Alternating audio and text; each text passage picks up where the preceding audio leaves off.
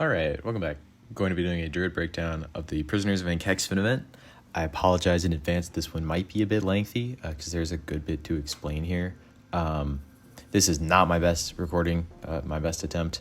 I did about 500k DPS better the other day, but the recording was awful quality, so unfortunately, y'all are just going to get stuck with this one, because I don't want to wait all year and record everything just to post a slightly better video. So,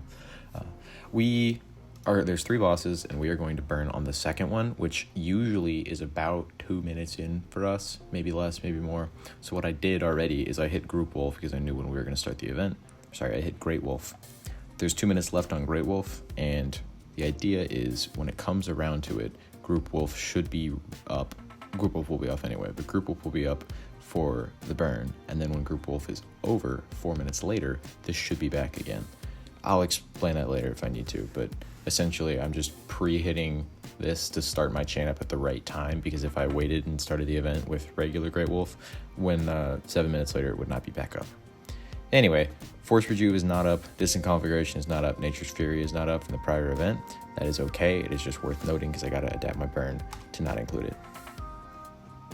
But for now, we're just gonna start the event like normal. And I am just gonna start without rotating anything. I want to save Twin Cast for the burn, because we're going to burn on the second guy with all of the adds, and it's a good opportunity to do great DPS, provided the melee don't just obliterate everything, which they're pretty good at.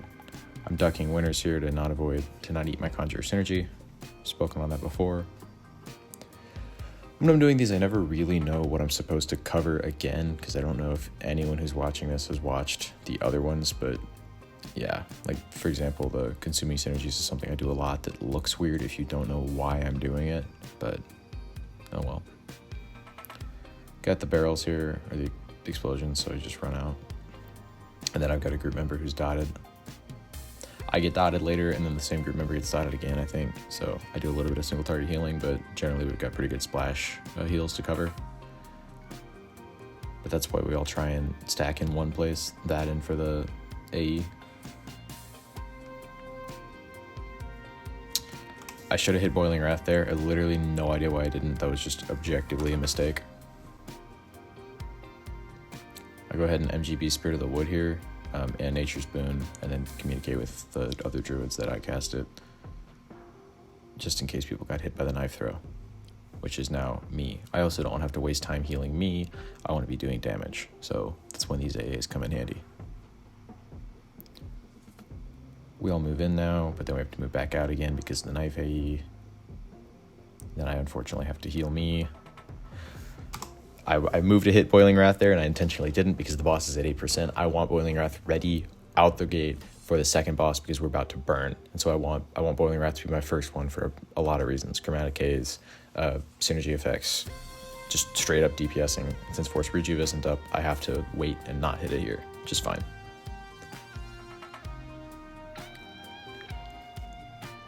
Alright, burn is live. I lead with improved Twin Cast, Boiling Wrath, and then I drop off over here. I drop off my Great Wolf, whatever was left of it, like a minute, and I go ahead and hit Group Wolf so that Mercer has it, Glyph, ask for Haze, all the usual shenanigans.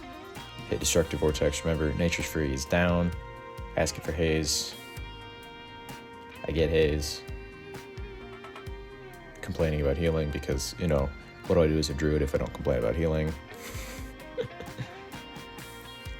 Pretty soon we're gonna get a bunch of ads in here. So I already had 2 AEs loaded at the start, but now I'm going to load 2 more because why not? So yeah, if I haven't specified earlier, that's the TOL and the LS fire and cold nukes.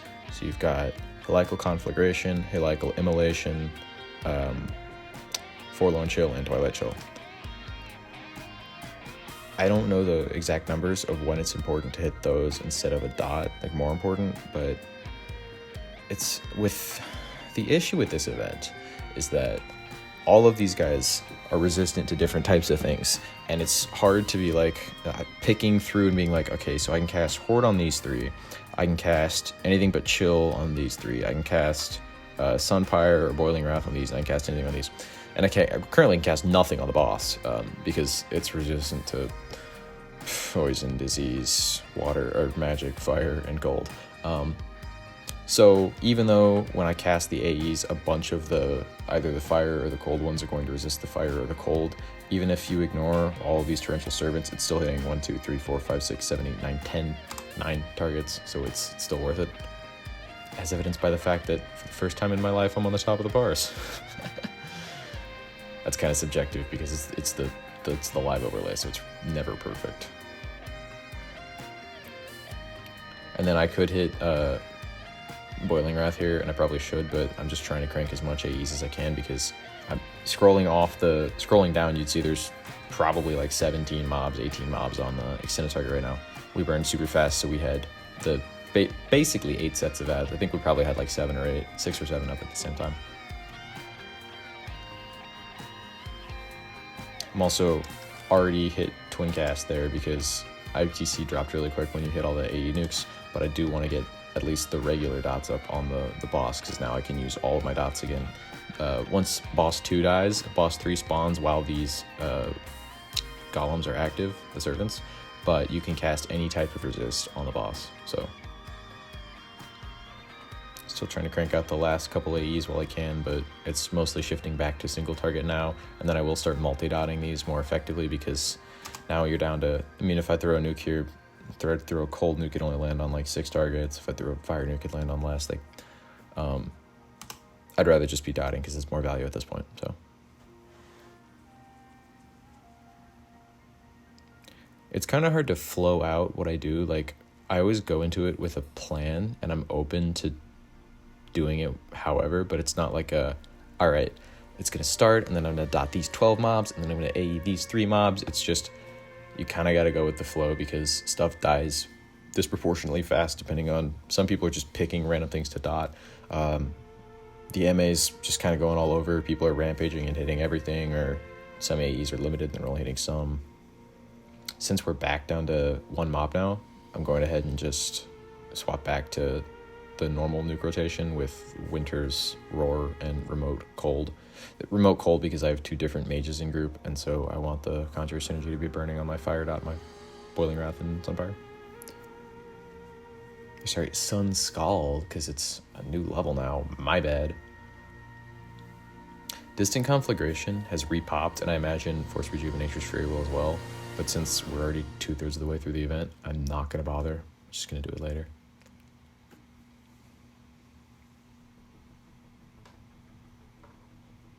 Also, I never know what music to put for the background, so we've moved on to the Risk of Rain soundtrack. Great game.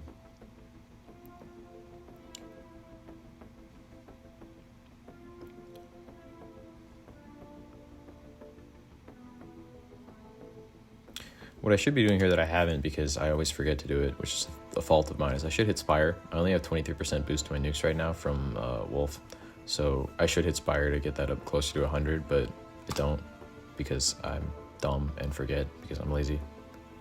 Spire, Silent Casting, and Focus of Arcanum are always 3 things that I just forget to use as much as I can. That and Blessing of Tuner. So, just things you got to work on, things you got to practice. It's always helpful for me to rewatch these, so I can see, oh, dude, I really did forget to use such and such. I mean, I know recording isn't for everyone, and I don't rewatch my VODs unless I'm going to be making one of these videos, but it's always at least nice to look back on the parser, because you can also see via the parser. Chill is off, so I recast it, take off my cloak so that it proliferates faster. Nothing crazy. Twin cast is down, bifold is down. Any burns that are up are burns I'm going to save for the next event in the night. So this is, the reason I've just been rambling is because this entire part is just regular single target stuff. You can't use AEs because you blow up the traps, but there's no point to use any AEs in the first place. There might be an argument to be made to cast Searing Sunray, the dot. I could throw that in this gem here pretty easily. I unloaded an AE and then didn't even have a thing to load it with here because there's not many people dying. I don't need to heal. I'm good on mana. We killed this event fast enough that thankfully I don't need to use my mana bear or anything. I'm still using mod rods, but this is an advantage of this expansion is I've had to worry a whole lot less about mana. Like if you look at any of my ones from last year, like my Pit Fight VOD or my Demiurge VOD, I'm doing the mana bear, I'm staunching, I'm hitting the all the potions on cooldown and using the mana efficient nukes, and this expansion it's just hit everything and kill it because it's all gonna die anyway. It was a dumb mistake on my part. Waited till Boiling Wrath was almost done and then moved. Oops.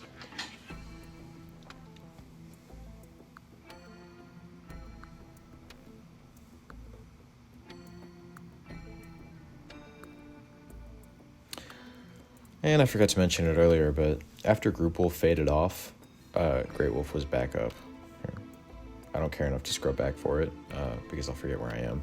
But yeah, the idea is that it messes up your rotation if you play it wrong, but if you're basically just starting your rotation a couple minutes early so that it aligns better with the actual event, which I can do because our guild has an engage timer, so they'll say like 2 minutes before the event starts it's going to start in exactly 2 minutes, and then they try to stick to it pretty well. That doesn't work for everybody, obviously, and I wouldn't advise like hitting burns way before the event started if you don't actually know if it's going to go live, but it works for us, so it's something I can do.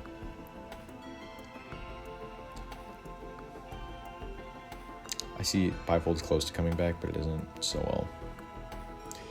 This whole part of the event's just, well, other than Blizzard almost dying, is just kind of routine.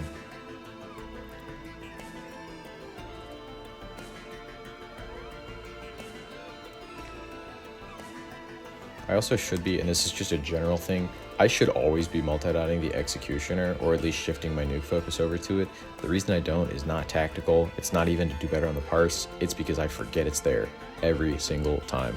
So yeah, that's a mistake. I have a button to target the Executioner, and I always forget about it. I could put it on mark target, but I always forget about it. So it's definitely something I need to be better about.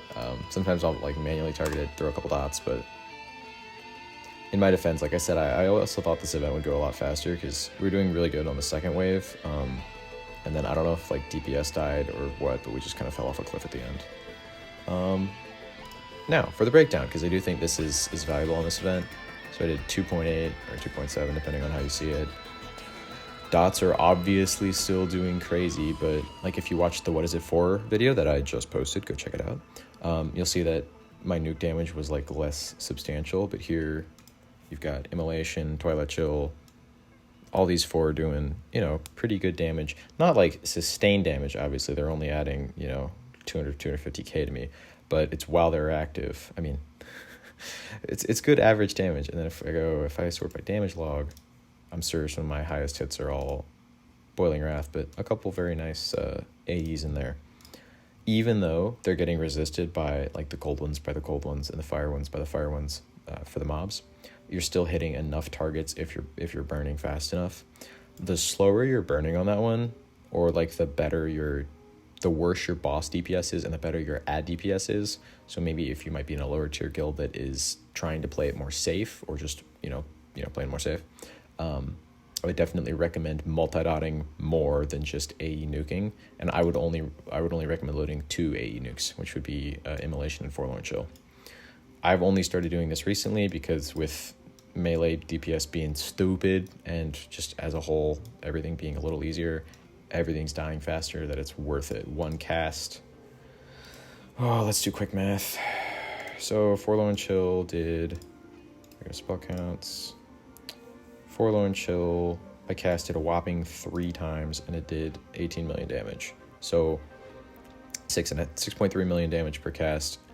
Wouldn't beat these other ones if they lasted a long time, but if the average crit on Horde was 1.5, I would have had to have Horde tick 4 times on one of those ads before it was worth it over the cast of one of these, and I can't guarantee that. I can guarantee instantaneous damage for the AEs, which is handy, I guess. Sorry, I kind of got on a tangent there. Procs are procking like normal, nothing crazy. Boiling Wrath is always still king. Remote DPS twin cast percent was lower than usual because I didn't have conflagration active, but anyway, yeah, that's that event. It's more complicated, but I'm a big fan of it because I like AEing stuff and I like multi-dotting, and I think it's like a nice balance of everything. I managed to do okay on it. My best event was like 3.2 million on that one, but the footage was awful. So anyway, y'all let me know if you have any questions, and as always, thanks for watching. See you later.